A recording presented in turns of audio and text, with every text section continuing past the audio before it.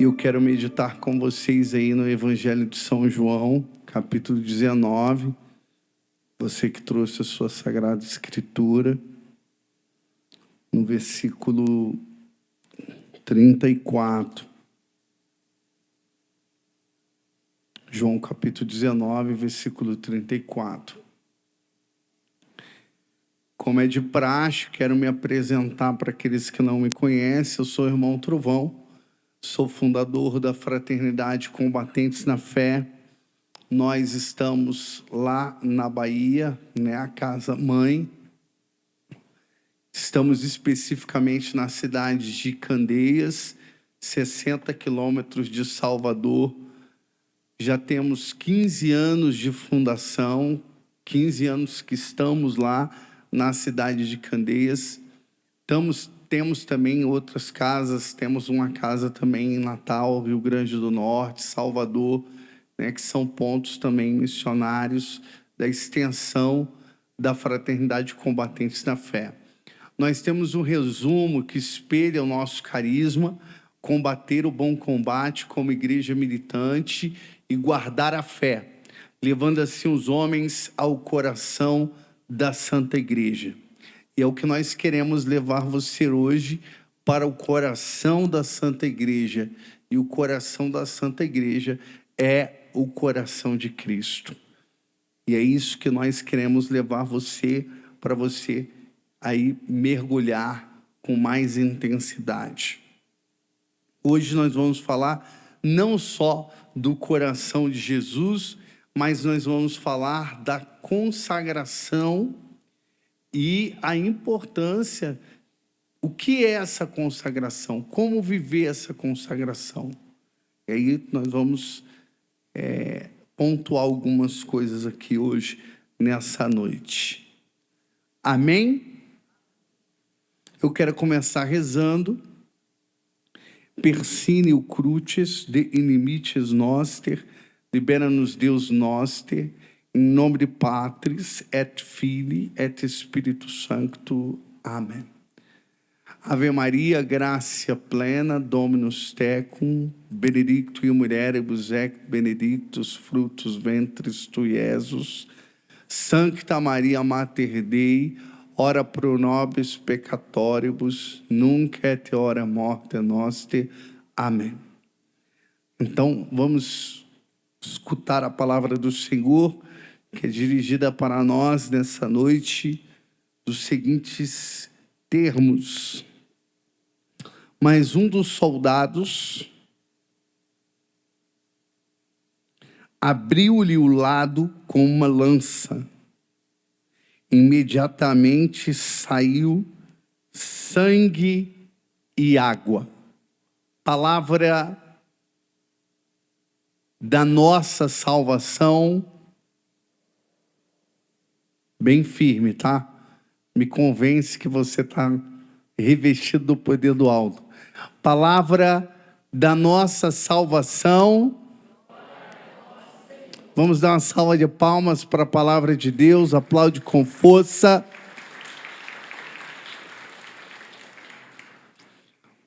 Amém. A Sagrada Escritura diz assim: quem tiver ouvidos, ouça o que o Espírito diz à igreja, às igrejas, lá no livro do Apocalipse. Então, ouvir.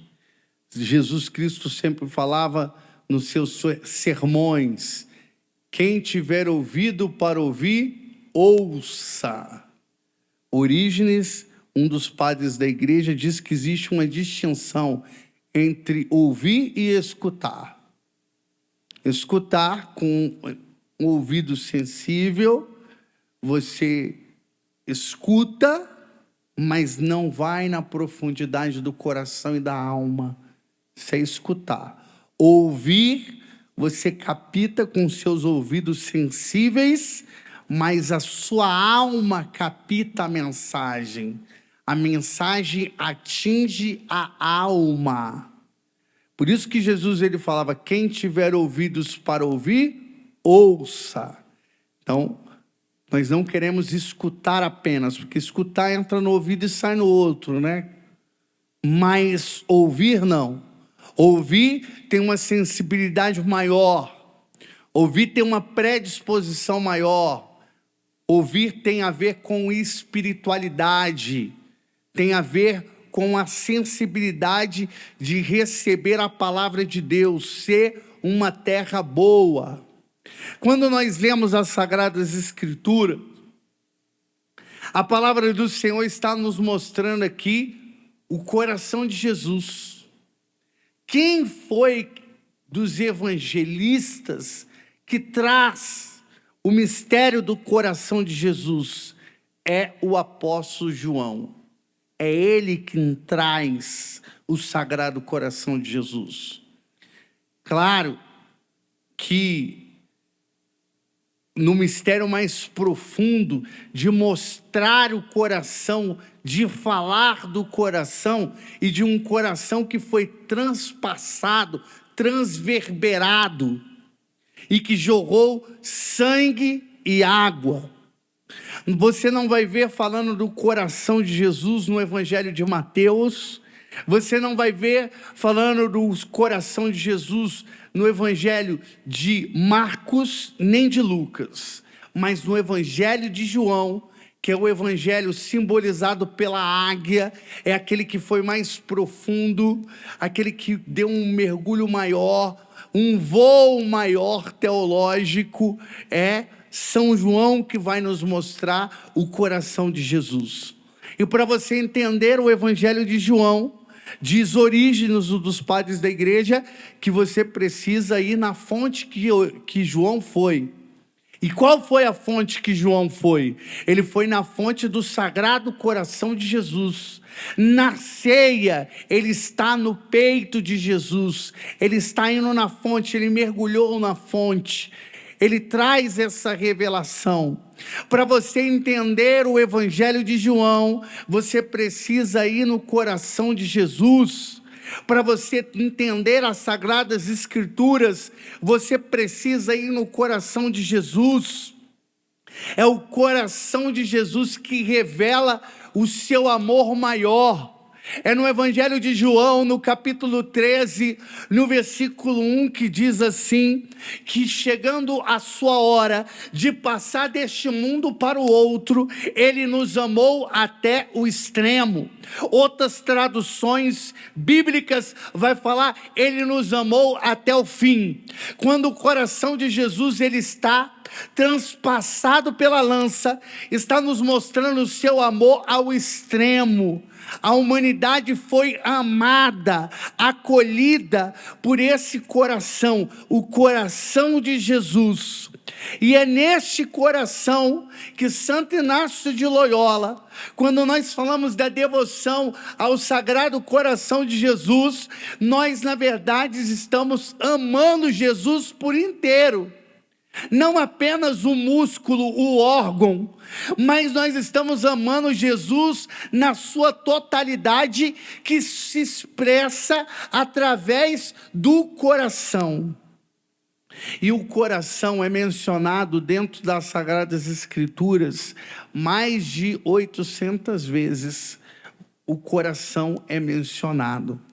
Esse coração de misericórdia, esse coração que acolhe, como um pai que vai esperando o filho, como o filho pródigo, que andou pelo mundo e o pai acolhe, ele fica esperando. E é interessante que o filho pródigo vem para o braço do pai, vem para o colo do pai, vem para o peito do pai. O pai o acolhe. Quando nós estamos falando do coração de Jesus, nós estamos falando de um coração de misericórdia. Nós estamos falando de um coração misericordioso. Aquela palavra lá de Mateus capítulo 11, versículo 28. Vinde a mim todos vós que estáis aflitos sob o fardo, que eu vos aliviarei. Porque o meu jugo é suave e o meu peso ele é leve. O Sagrado Coração de Jesus, ele não pesa, não é um fardo, muito pelo contrário, o coração de Jesus, ele é suave, ele suaviza, ele refrigera, ele reconforta. O Sagrado Coração de Jesus é uma fornalha de fogo. Você já viu o Imaculado Coração de Maria e o Imaculado Coração de Jesus? O Imaculado Coração de Maria, ele é coroado de rosas. É o desenho, então tem uma coroa de rosas. E o coração de Jesus é a coroa de espinhos. E o coração de Jesus, ele sai fogo. O coração de Jesus sai fogo.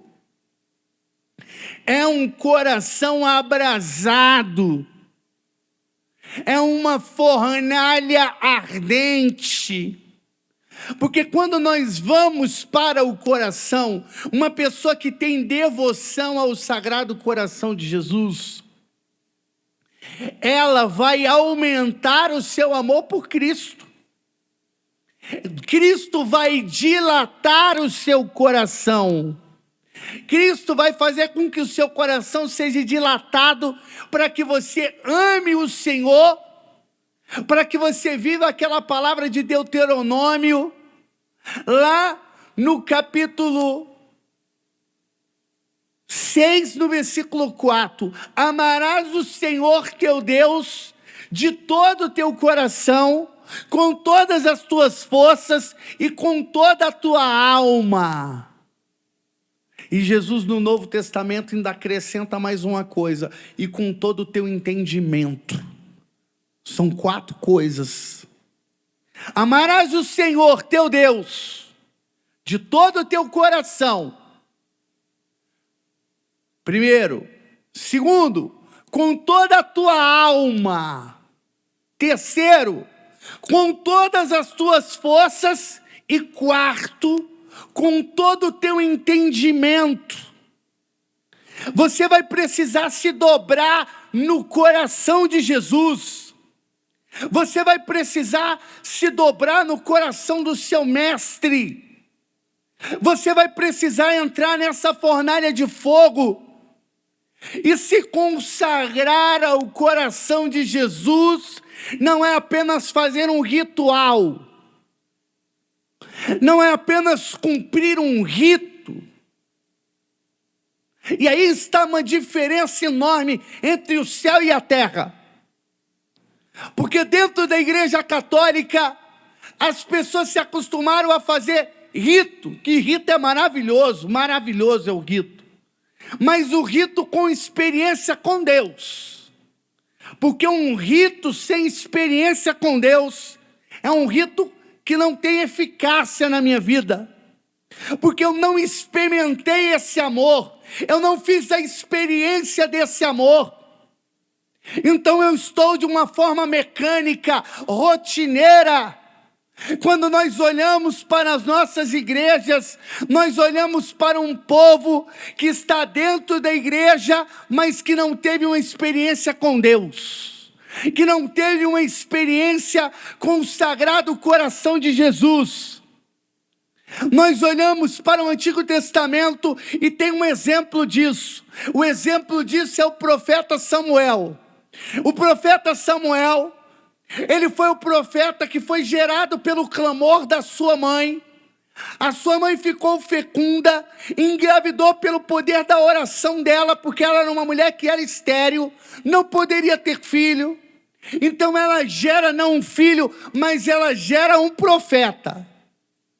A Sagrada Escritura diz que ela apresentou o menino ao templo e ele cresceu a vida toda no templo, debaixo dos olhos de Eli, que era sacerdote.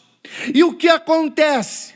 Samuel servia a Deus, mas a Sagrada Escritura dá um detalhe: Samuel não conhecia Deus ainda. Como pode uma pessoa servir a Deus e não conhecê-lo? É o detalhe que a palavra está dizendo. Samuel servia o templo, estava com o sacerdote, ajudava na ministração, ali do que precisava, do culto, da adoração a Deus, mas Samuel não conhecia o Senhor. Está lá, você vai ver isso lá em 1 Samuel, no capítulo 3, a história, a vocação, nós estamos no mês vocacional, a vocação de Samuel. Então de repente Samuel está dormindo, então só que ele está diante da arca da aliança, e ele escuta Deus chamando ele pelo nome, Samuel, Samuel. Samuel fica de prontidão, pensa que é o sacerdote, vai até ele e fala: me chamastes? Não, volta a dormir. Acontece isso pela segunda vez, acontece pela terceira vez. O sacerdote tinha falado: quando você for agora, e que você ouvir a tua voz, você diz: eis-me aqui, porque é Deus que está te chamando. E aí ele vai, e quando ele escuta a voz, ele diz assim: eis-me aqui. Ele atendeu ao chamado de Deus, ele teve uma experiência com o Senhor, Deus se revelou a ele, e ele teve uma experiência com Deus. Meu Deus, quando eu olho para a igreja católica dos tempos de hoje, eu olho para um povo que talvez até se consagrou ao Sagrado Coração de Jesus, mas um povo que não teve experiência com o coração dele. É um povo que está na igreja, é um povo que está na liturgia, é um povo que está na catequese, que dá crisma, é um povo que canta, que louva, tem gente que dá palestra, mas são pessoas, eu não estou generalizando, não são todos, mas existe uma grande porção, e não é uma porção pequena não, é uma grande porção de pessoas que não tiveram uma experiência com Deus. Aí por isso que você vê a pessoa que está dentro da igreja, aí mais tarde ela fala: agora eu virei crente, aceitei Jesus agora. Coloca a Bíblia debaixo do braço e vai, porque é uma pessoa que não teve uma experiência com Deus dentro da igreja católica. É uma pessoa semelhante ao livro do Apocalipse, lá no capítulo 3, no versículo 1. És considerado vivo, porém está morto. Tem gente que está morta dentro da igreja. Tem gente que vive uma vida de pecado, vida dupla, uma hipocrisia. É preciso endireitar as veredas. Hoje não terá a pregação de João Massagista nessa noite. A pregação vai ser clara, distinta, e vai ser de João Batista, para endireitar a vereda. Eu não vim aqui para agradar gregos e troianos. Eu vim aqui para endireitar a vereda no caminho de Deus. E o remédio bom é o amargo. Esse é o que cura. Não é uma pregação adocicada, não é uma pregação de favo de mel, é uma pregação que vai te colocar na vereda do Senhor, endireitando os caminhos do Senhor, levando a uma reflexão. E você já teve a sua experiência com Deus? Não me responda, é algo particular. Você já teve uma experiência com Deus? Você já experimentou Deus? Deus já falou com você? Você já despertou na fé? Você tem um desejo de amar a Deus de todo o seu coração, com toda a tua alma, com todo o teu ser? Você tem um desejo da confissão, você tem um desejo da Eucaristia, você tem um desejo de dar algo a mais para Deus? Se você está essa noite aqui, você é uma pessoa que tem um desejo de dar algo a mais para Deus. Se você está nessa noite, é porque você tem um desejo de dar algo a mais para Deus. Porque tem gente que já se contentou com as missas dominicais. Se você está aqui hoje é porque você está dando um acréscimo para Deus. Numa linguagem contemporânea, você está dando um adicional. Você está dizendo que você quer ser melhor. Você está dizendo que você quer endireitar mais as suas veredas. Todos nós precisamos de conversão. Conversão, existe um marco que é uma mudança de vida, que a pessoa passa por uma transformação. Tem pessoas que é como a boda de Caná da Galileia, a mudança é da água para o vinho, e tem pessoa que é paulatinamente, vai no gradativo.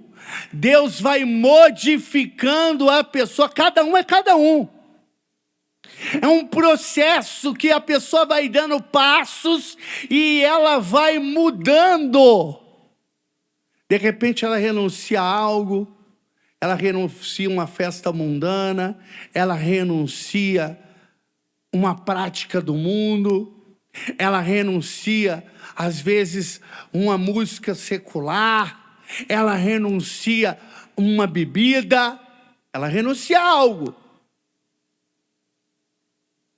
Quando nós caminhamos com Deus, nós temos que renunciar a algo na nossa vida. E não é porque que nós renunciamos porque é o pecado, não. Às vezes existem coisas que não é pecado, mas que precisam ser renunciadas. Ah, é pecado isso? Tem coisa que não é pecado. Mas tem coisa que te leva ao pecado. Não é pecado, mas te conduz ao pecado. Tem coisa que prepara para o pecado. Você vai renunciar. Todo aquele que tem um encontro com o Sagrado Coração de Jesus, ele deixa algo para trás. Mateus teve um encontro com Jesus, com o coração de Jesus, que olhou para ele. Mateus deixou a coleteria de impostos para trás.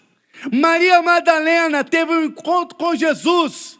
Ela quebrou o frasco, deixou o perfume da sedução para trás, a vida de prostituição para trás.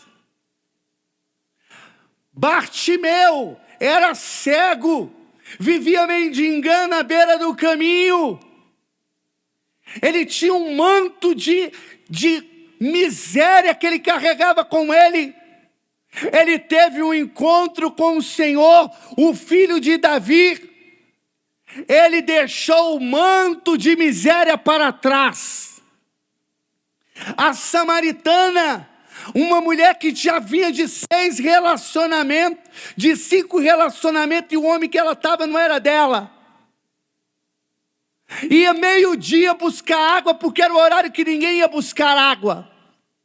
O sol rachando. Imagine Israel, a temperatura, as altas temperaturas em Israel.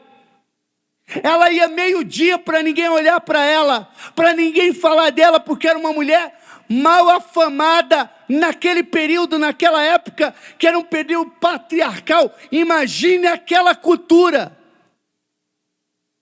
Se hoje já não é bem quisto, imagine naquela época. Ela vai buscar água, tem um encontro com Jesus, fonte da misericórdia, e ela deixou o quê? O cântaro. Ela deixou a água que ela bebia, que não era pura, a vida carnal que ela vivia, a vida de cegueira espiritual que ela vivia, ela deixou para trás. Eu quero perguntar nessa noite para você, em alto e bom som, o que você está deixando para trás? Você já deixou alguma coisa para trás? Ou você segue Jesus Cristo confortavelmente, sem deixar nada? Não tem nenhuma renúncia, não tem nenhum sacrifício. Eu vou viver na minha vida bem light, bem tranquila, como se nada tivesse acontecendo. Às vezes, você pega uma pessoa mundana e uma pessoa católica, não tem diferença. O que a pessoa do mundo vive, hoje alguns católicos também vivem. Não tem uma diferença. Nós perdemos a nossa identidade. Nós ficamos muitas vezes no catolicismo de IBGE, apenas de número, de constatação. Por isso que muitas vezes nós estamos vendo as pessoas imigrando da igreja católica. Por quê? Natural. Quem está indo embora, irmão Trovão? Está indo embora porque não é fiel. Quem vai embora não é o fiel fica.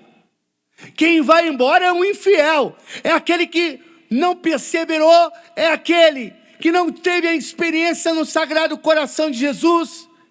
Aí a pessoa fala, eu era católica, mas bebia, fumava, drogava, se prostituía, andava no carabaré, no bordel, adulterava, vivia o homossexualismo, o lesbianismo. Eu era católico. Católico nem aqui nem na China você era. Católico, a palavra de Deus é uma coisa muito séria, e o catolicismo é uma coisa muito séria. A doutrina mais séria e mais rígida de todas é a Igreja Católica. Vai nos documentos dela que você vai ver o tanto que ela é pesada. Agora, todo mundo quer viver na sua cabeça. Todo mundo quer viver do seu jeito, da sua vontade. Eu vivo pelo meu bel prazer. Deixa eu conduzir a minha vida do jeito que eu quero. A fé de supermercado. O Papa Bento XVI dizia, a fé católica não é a fé de supermercado. Tem gente que vive a fé católica como a fé de supermercado. Então, calma aí, estou precisando de leite hoje eu estou precisando de café, hoje eu estou precisando de açúcar, de carne, e você vai lá e escolhe o que você quer. Calma aí, não, eu gosto de ir para a Santa Missa, mas essa conversa de purgatório, isso aí eu não aceito. Eu gosto de Jesus, mas de Nossa Senhora não consigo amar ela, não consigo ter uma devoção, não consigo amar. Eu gosto de ser católico, mas eu não entendo o celibato do padre. Eu quero ser católico, mas eu não entendo o batismo de criança. E vai, todo esse bombardeio das heresias protestantes, essa infiltração, essa fumaça diabólica do inimigo, que vai aí deixando as pessoas embriagadas das heresias. Isso é o que está fazendo o quê? O declínio da igreja. Porque a igreja precisa ser purificada. E nesse período que a gente vê as pessoas mais saindo da igreja, é um período também que a igreja está mais crescendo. Você vê protestantes vindo para a igreja católica. Você está vendo protestantes se convertendo. Você está vendo católicos agora que estão lendo mais a palavra de Deus, lendo o catecismo, estudando. Pessoas que estão vivendo uma fé verdadeira, que tem um compromisso com a igreja, que vive cada um no seu estado, claro, sem sombra de dúvida, com os seus deveres, os deveres de cada estado, de cada um que assumiu a sua vocação. Mas uma pessoa que é reta, é uma pessoa que está buscando a santidade, é uma pessoa que está buscando viver uma vida nova, a experiência do Sagrado Coração de Jesus, ela deve levar a um homem novo. Um homem novo. Uma mulher nova. Você é um homem novo? Você é uma mulher nova? Ou você continua fofoqueira? Ou você continua mentirosa? Ou você continua fazendo hipocrisia dentro da igreja, conspiração contra os outros? Está cheio de coisa diabólica dentro da igreja. É duro falar, mas é a realidade. Uma vez eu fui numa missa em São Paulo, aí eu venho, vejo uma menina com a estrela do pentagrama no peito. Falei, essa parece que não é muito devota do Sagrado Coração de Jesus. 15 anos a menina. Aí eu chamei ela. Tudo bom? Bom dia. Está participando da missa? Eu tô achando assim essa estrela. Você conhece essa estrela aí que está no seu peito? Sim, sei o que é. É um pentagrama. Falei, você sabe que isso aí é usado no satanismo. Essa estrela é usada no satanismo, na bruxaria. Sim, eu sei. Eu falei, você é bruxa, faz parte da Wicca? Ela, sim, faço parte. Uma jovem de 15 anos de idade. Faço parte da bruxaria. Falei, mas como é que você vem na Santa Missa e faz parte de bruxaria? Isso que eu não estou entendendo. Ela, não, a minha catequista é bruxa. Foi ela que me incentivou para a bruxaria. Foi ela que me levou para a bruxaria dentro da Igreja Católica. São pessoas infiltradas dentro da igreja. Então é preciso que tenha pessoas que levem as pessoas ao esclarecimento, de saber que você que é católico não pode ser bruxo, que você que é católico não pode ser maçom, você que é católico não pode ser espírita. Tem uns que agora inventam uns nomes, né? Tem uma lá na Bahia que ela inventou, eu sou católica apostólica baiana. O que ela quer dizer com isso? A católica apostólica baiana não conhece essa história. Eu estou lá na Bahia há 15 anos. Igreja Católica Apostólica Romana. Isso é experiência do Sagrado Coração de Jesus. Nós precisamos voltar à nossa identidade. Porque estão aí, estão infiltrados dentro da igreja. Teve um grupo de oração, lá em São Paulo, começou a oração e manifestou o demônio numa jovem. Aí manifestou o demônio na jovem. Aí foi saber de onde vinha, porque tudo tem uma causa. O demônio, ele entra na vida de uma pessoa, tem uma causa, tem um porquê, onde ele foi que entrou. Veio do grupo de jovem dela. Porque no grupo de jovem dela entrou um jovem que era satanista, feiticeiro, que tinha conhecimento de livros de bruxaria, entrou no grupo de jovem e espalhou esse ensinamento diabólico no grupo de jovens. Os jovens começaram a praticar bruxaria, e aí quando foi no grupo de oração que a coisa começou a apertar na oração, o demônio, manifestou na jovem. Vai no momento da libertação, da onde vem a raiz? De um grupo de jovens na nossa cara. Nós precisamos estar atento. O padre, o sacerdote, mas não só ele, mas cada um de nós precisamos vigiar na nossa igreja. O que é o Sagrado Coração de Jesus? Jesus revelou qual é o Sagrado Coração dele. O Sagrado Coração dele é a Eucaristia, o milagre de Lanciano. O milagre de Lanciano, um padre que não acreditava em Jesus sacramentado, incrédulo, pensava que era um pão qualquer, talvez um pão bento, mas não acreditava que ali era Jesus. E aí, de fato, em 750... de repente acontece de Jesus tirar o véu e mostrar aquilo que é verdadeiramente. E aí o sangue coagula, o vinho se torna verdadeiramente sangue, e Deus tira o véu da aparência do pão e mostra que de fato o que é depois da Eucaristia. O próprio Deus, a carne de Jesus. O cientista, a igreja permite os cientistas analisarem essa carne que não entra em decomposição, que é desde o século VIII. Eles analisam E ao analisar, eles perceberam que aquele tecido era um tecido do miocárdio, ou seja, do coração, do centro do coração, o mais profundo do coração. Perceberam que aquele tecido era o miocárdio. Jesus Cristo está falando, a Eucaristia é o meu coração vivo.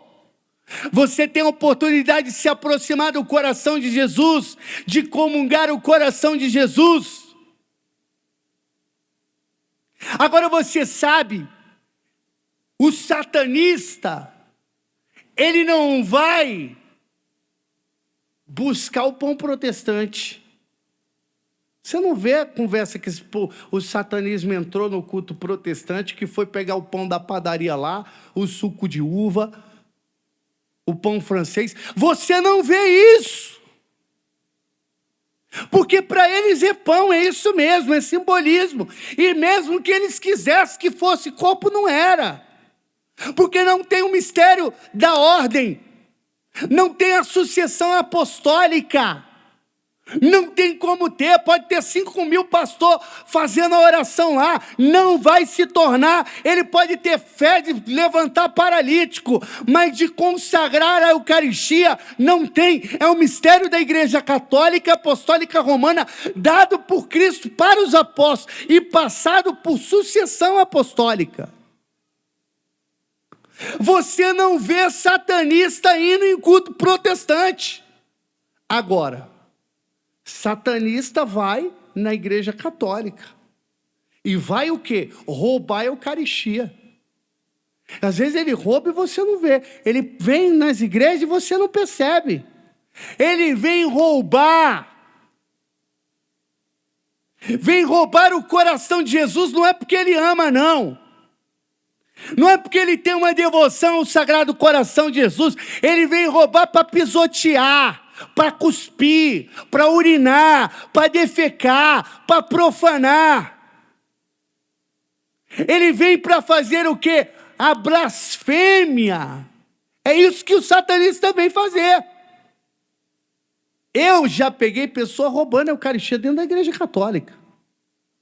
Uma vez em São Paulo, eu estava na Santa Missa, aí tinha uma pessoa meio estranha assim, entrou na fila da comunhão, e veio no meu coração, Deus falou comigo, eles vão roubar a Eucaristia. Aí eu grudei atrás. Aí vi todo mundo comungando, quando chegou ele, era um rapaz e uma mulher. Aí a mulher comungou, e o rapaz que estava atrás de mim pegou a Eucaristia com a mão e foi saindo. Por isso que a orientação da igreja, a pessoa que comunga, tem algum ministro aqui? Com certeza, o padre Aurélio é um padre muito zeloso. Comungar na frente do ministro. A pessoa sair com o Santo Sacramento como se estivesse levando para fazer o quê? A procissão eucarística? Comungar na frente do ministro. Aí o jovem pegou e saiu. O padre, para ele, foi a coisa mais comum do mundo. Eu fui atrás do jovem e apontei, bati no ombro dele e falei, comunga. Ficou assim, em estado de choque. Eu, bora rapaz, comunga, o corpo de Cristo. E ele foi e comungou.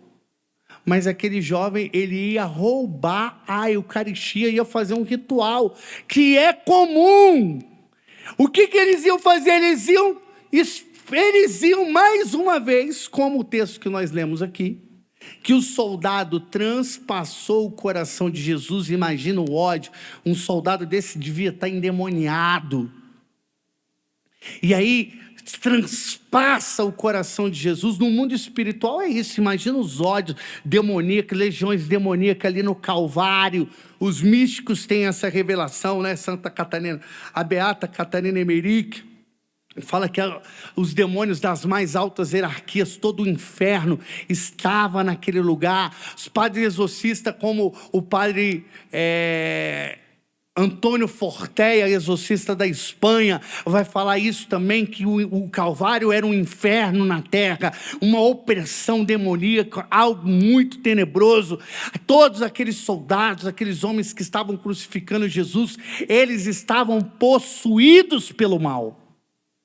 Imagina o coração de Jesus sendo transpassado, jorrando sangue e água. Aquele homem que transpassou o coração de Jesus, ele estava com ódio, querendo rasgar o coração de Jesus, devorar o coração de Jesus. E isso acontece hoje também. Uma pessoa como essa que vai roubar a Eucaristia, que está fazendo ciente, consciente, ele não está fazendo porque ele não acredita que Jesus não está na Eucaristia, não. Ele acredita mais do que muito católico, que Jesus está no Santíssimo Sacramento, que Jesus sacramentado é o corpo de Cristo, que é o coração de Cristo na terra. Ele vai para roubar, para profanar. E não foi só uma vez que eu peguei não, viu? Peguei outras vezes, na cidade de Candeias, lá eu oriento bem o pessoal. Um dia estava no santuário, na cidade que eu estou, que é Nossa Senhora das Candeias, e aí, porque não é só o satanismo que profana o coração de Jesus. Existe também o pessoal do candomblé. O candomblé, o ritual do candomblé, para uma pessoa que se consagra no candomblé, que se torna uma sacerdotisa do candomblé, um sacerdote do candomblé, ele faz com a Eucaristia. A consagração é feita com a Eucaristia. Os cortes, né? Coloca a pessoa numa sala chamada roncó, rapa a sua cabeça e faz os cortes na sua cabeça, nos braços, na língua, que é chamado fechar o seu corpo, consagrar uma entidade. E depois que faz esse corte, pega a Eucaristia, amassa a Eucaristia com várias outras coisas, e aí coloca a Eucaristia no braço da pessoa, na cabeça, no alto da cabeça da pessoa, na língua da pessoa. Faz uma consagração profanando a Eucaristia. Porque o inimigo, ele sabe que é Jesus que está ali, que é vivo. Então ele quer perfurar o coração de Jesus, ele quer ferir o coração de Jesus. E aí no santuário de Nossa Senhora das Candeias, participando da Santa Missa, aí daqui a pouco veio um jovem e falou comigo: irmão, tem ali um rapaz que pegou a Eucaristia e colocou no bolso. Aí eu falei: você vai me apontar quem é esse rapaz que eu vou lá. E aí o rapaz estava sentado lá, eu falei: a Eucaristia que está no seu bolso. Hã? Nada. A Eucaristia que está aí no seu bolso, cadê? Bora! Você não tem que vir falando.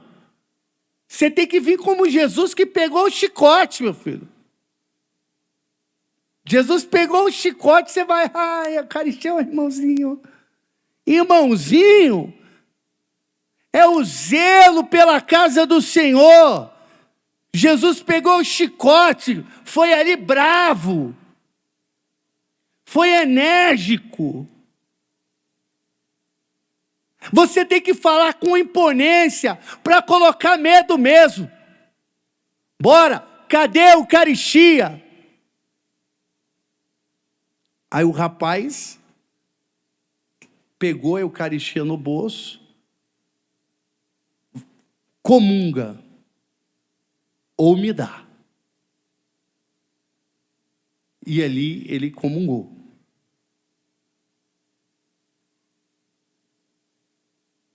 Profanações eucarísticas acontecendo na nossa cara. Por quê? Não temos sentinelas. Aqueles que vigiam as filas, as procissões eucarísticas, você tem que ter o quê? A sentinela. Você não deve estar só preocupado em você comungar e ir para o seu lugar, não. Você tem que estar preocupado, você tem que ter o quê? A sentinela, você tem que estar vigilante. Quem está vindo comungar? Será que vai comungar mesmo? Ministro, a autoridade comungar na frente.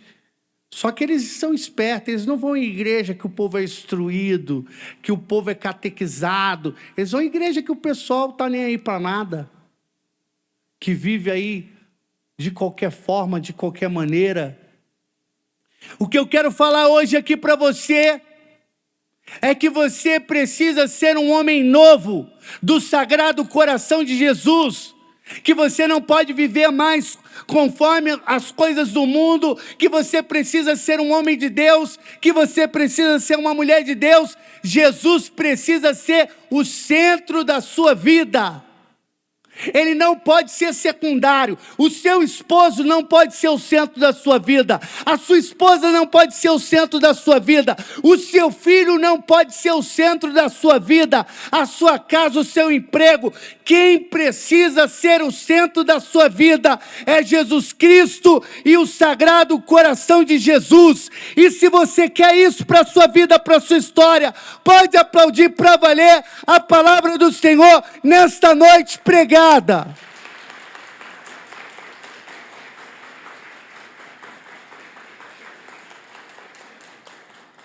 Amanhã eu venho um pouco mais manso. Amanhã eu venho com um pouco mais de espiritualidade. Mas hoje foi para endireitar a vereda. Eu mudei porque eu não encontrei uma mãezinha que concordava com tudo na minha vida. Já pode começar no dedilhar do violão.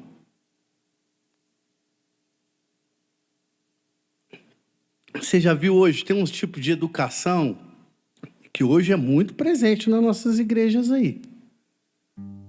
Que é educação, educar o filho como um cristal. O filho já cai, a pessoa já vai correndo. Ai, meu filhinho. E tem educação de formar o filho para ser soldado. O filho cai, o pai olha, sente uma dor profunda, mas fala, levanta, não foi nada. Pode observar. Quando você educa o seu filho como um cristal, quando ele já olha para você, primeiro ele olha para você, ele não chora. Observe, isso é psicologia. Ele olha primeiro para você, para ver qual é a sua reação. Se você fala, não chora não, dependendo da queda, evidentemente. Não chora não, não foi nada. Ele nem chora. Agora quando você já corre, ai, meu filhinho. Ele já abre o berreiro. Você está criando um filho fraco. Não vai aguentar essa sociedade. Não vai aguentar o rojão.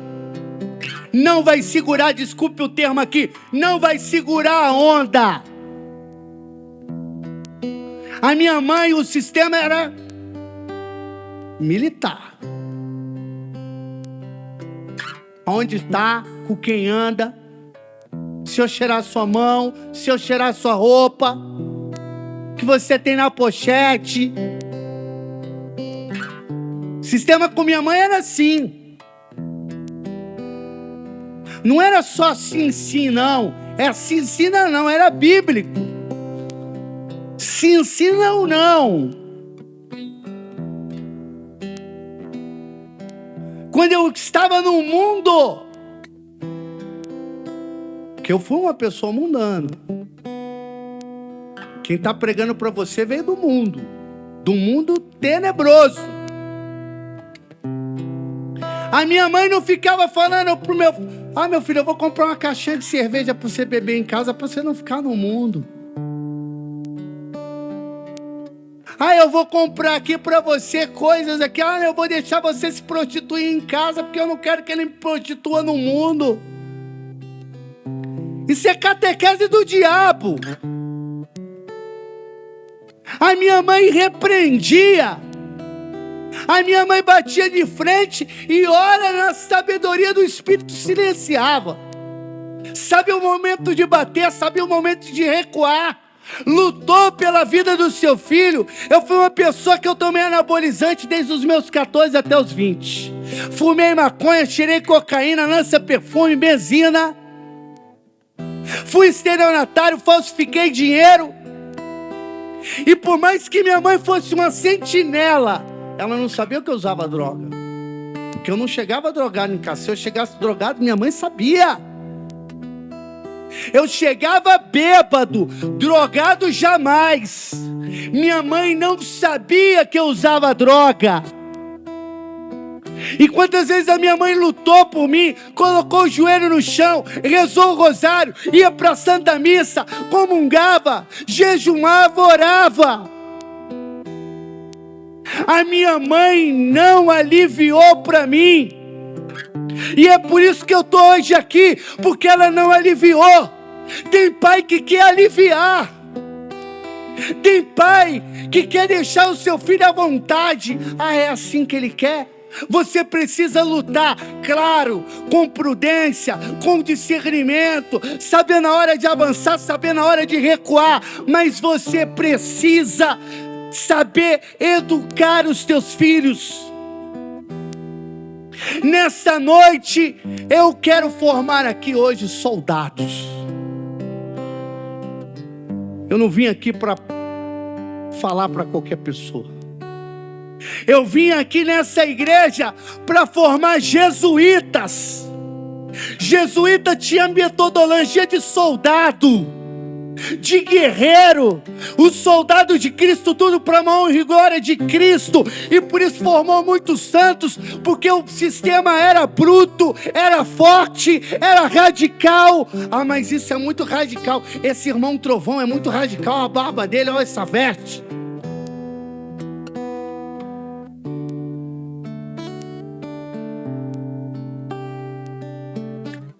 Eu não conheço, desconheço, meu filho, qualquer santo que não foi radical. Eu desconheço. A mais meiga das santas, que foi Santa Teresinha, ela foi profundamente radical. Era uma radicalidade profunda. Nossa Senhora foi uma mulher radical. Todos os profetas santos foram radicais. Você precisa sair daqui hoje radical. Saia dessa água com açúcar, desse católico café com leite, desse católico Maria mole, desse católico pamonha banana. Você precisa sair daqui hoje profeta, guerreiro, soldado de Cristo. E se você quer ser o guerreiro, dá um glória para me ouvir e aplaude para valer, só se você quiser.